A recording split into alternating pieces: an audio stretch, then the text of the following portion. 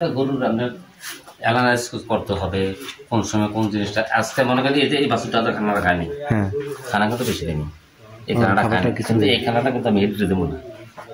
আচ্ছা আচ্ছা, এই খানাটা ফালা দিতে হবে। হইতে পারে এটা মুখের মাঝে কোনো লালার মাঝে সমস্যা আছে, এটা এই গরুর খাবারটা যদি আমি আরেকটা দিই ওই গরুটার এই সমস্যাটা হবে।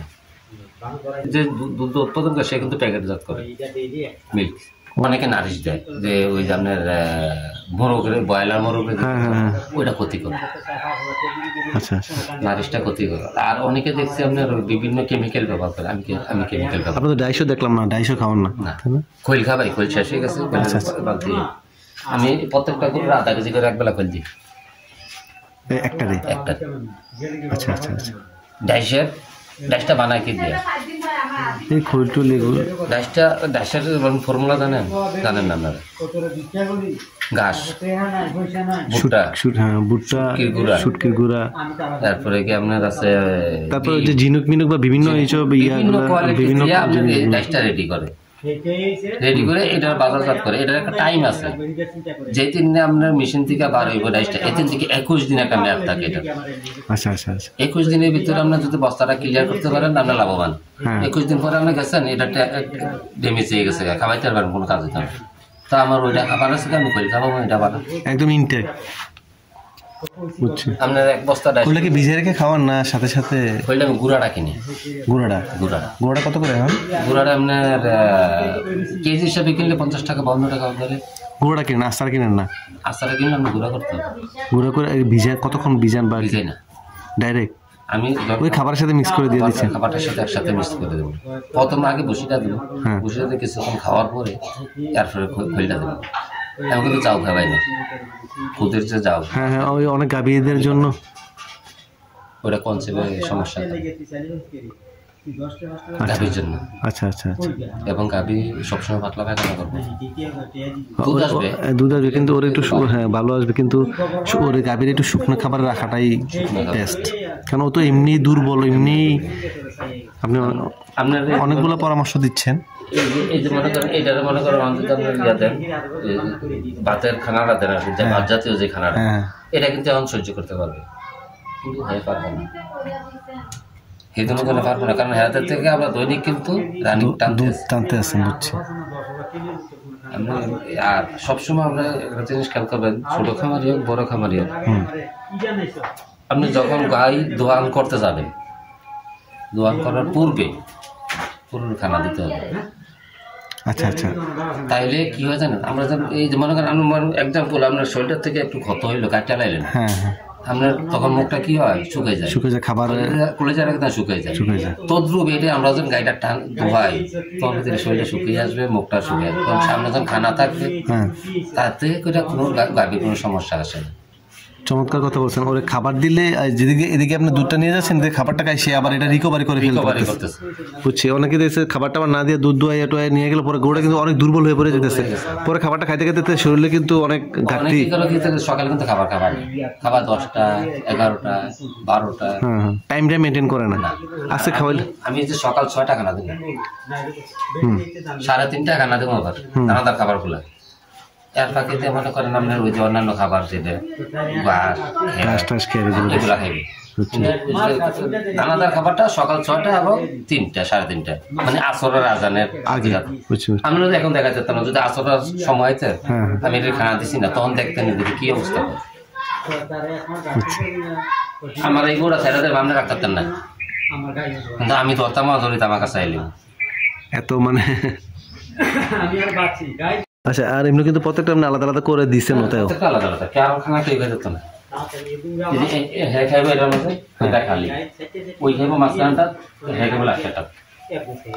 এটা আর একটা জিনিস দেখেন সুপ্রিয় দর্শকরা, উনি যে অভিজ্ঞতার কথা বলছেন, কারণ একটা খাবার একটা গেলে তার মুখে তার শরীরে হয়তো কোনো একটা জীবাণু আছে, এটা ওটাতে ছড়ায় যাবে, প্রত্যেকটাতে ছড়ায় যাবে, তাই না? এখন মনে করেন ঠান্ডি কাশ আমাদের সবাই আছে, আমি যে গ্লাসটাতে পানি পান করবো, এই গ্লাসটা আপনি খেলে আপনারও এটা ছড়ায় যাওয়ার সম্ভাবনা আছে। এই জন্য আমরা এটা খাবারটা তদ্রুপ মানুষ যেরকম গরু এরকমই। এটাই সবচেয়ে বড় একটা কথা বলছেন। এই যে মনে করেন এই যে খাবারটা দেখেন, অনেকগুলো খাবার কিন্তু আমার লস হয়েছে। মনে করেন 2 কেজি বসিয়ে আছে, 2 কেজি বসিয়ে আমার 90 টাকা এখানে ছোলা আছে 1 কেজি 60 টাকা। এই খানাটা এটা নষ্ট করছে, এটা আমি হয় মাছের খাওয়াইলাম, নাহলে ফালাই আমার কিন্তু আবার পিছিয়ে গেছে।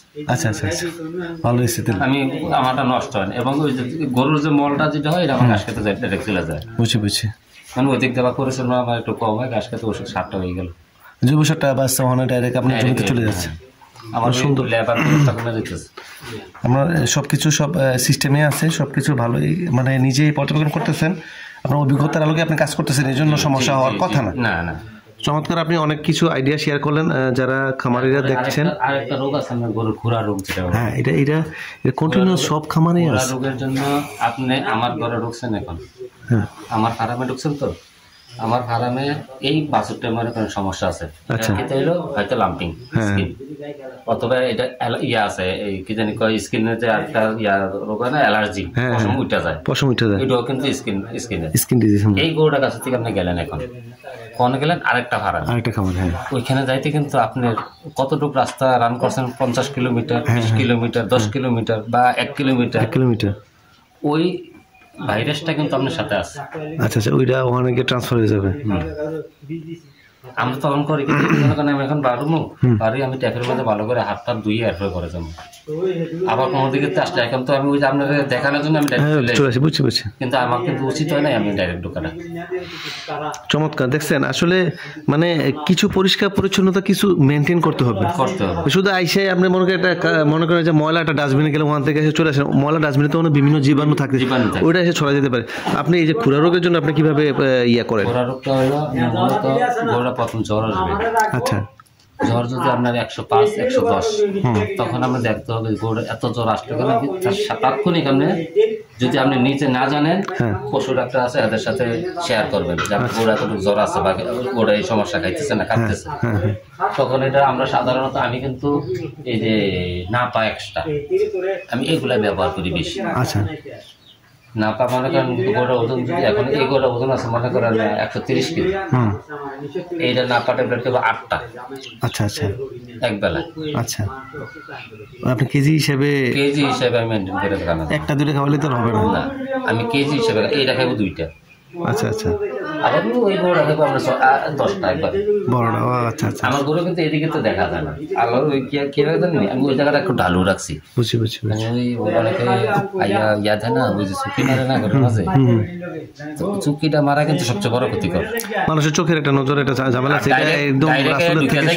এটা ভালো। আচ্ছা আচ্ছা, হ্যাঁ ঢুকে গেছে এটা ভালো, কিন্তু চুকি মারাটা কিন্তু চোখের নজর কিন্তু খারাপ। হ্যাঁ, মানুষের কার নজর কি আছে। আচ্ছা আচ্ছা, 7 এটা আছে আপনার 4.5 গরু কিন্তু এমনি দেখা যায়, গরু পার করলে আমি দেখতে পাই। আর ওইটা আছে আপনার 120 কেজি। আচ্ছা আচ্ছা, মাঝখানটা আমার প্রত্যেকটা ওজন আমার মাপা আছে। আচ্ছা, ওই অনুযায়ী আপনি ওই নাপাটা দিয়ে দেন প্রত্যেকটা ওষুধ, প্রত্যেকটা এবং দানাদার খাবারটা আমি ওই অনুযায়ী দিই। তো খুরা রোগের জন্য আপনি প্রথমে নাপাটা দেন, তারপরে দিই। নাপাড়া দিলে জ্বরটা চলে গেলে খুরা রোগটা আসবে না। গোটা পরিষ্কার রাখতে হবে আমরা, তখন তাৎক্ষণিক আপনি গোটা পুরা লিটার ক্লিনিং করতে হবে। আপনি ইয়াতে কি জানি কয় ব্লিচিং পাউডার দিন না? জি, এটা অনেকেই সাথে আপনার ওইটা করার পরে যদি সম্ভব হয় ওই যে আমরা চুন ব্যবহার করি না, চুন, হ্যাঁ, চুনটা জায়গাটা দিয়ে দিবেন। আর যদি খুরাতে দৌড়ে এলেছে পেট্রোল দিয়ে দিবেন। আর যেটা মনে করেন ধরে এলেছে এরা তো সারাইতে হবে নাপা ট্যাবলেটটা, এবং ক্ষত শুকানোর জন্য অ্যামোক্সিসিল আমি ব্যবহার করি। অ্যামোক্সিসিল, জি, অন্যরা এটা ব্যবহার করে হয় কিনা আমি জানি না। আচ্ছা, আমি এই ক্ষত শুকানোর জন্য মানুষের হোক, গরুর হোক, মুরগির হোক, হাঁসের হোক, আমি সবসময় অ্যামোক্সিসিল ব্যবহার করি। ওই মধ্যে যে জায়গাটা ঘা হয়ে গেছে ওই জায়গাটা আপনি লাগাই দেন, পাউডারটা দিয়ে ভালো করে পরিষ্কার গরম পানি দিয়ে একটু খুললে গরম পানিতে ধুয়ে ওটা দিয়ে দিই। আচ্ছা, দিয়ে আর এটা খাবার নিলে আবার এক্সট্রা দিয়ে দিই। আচ্ছা, তাতে করে আমার গাওটাও শুকাইলো। নেপালন পাউডার আমরা ব্যবহার করি না, নেপালন পাউডার আছে বেশি কাম করে ওটা।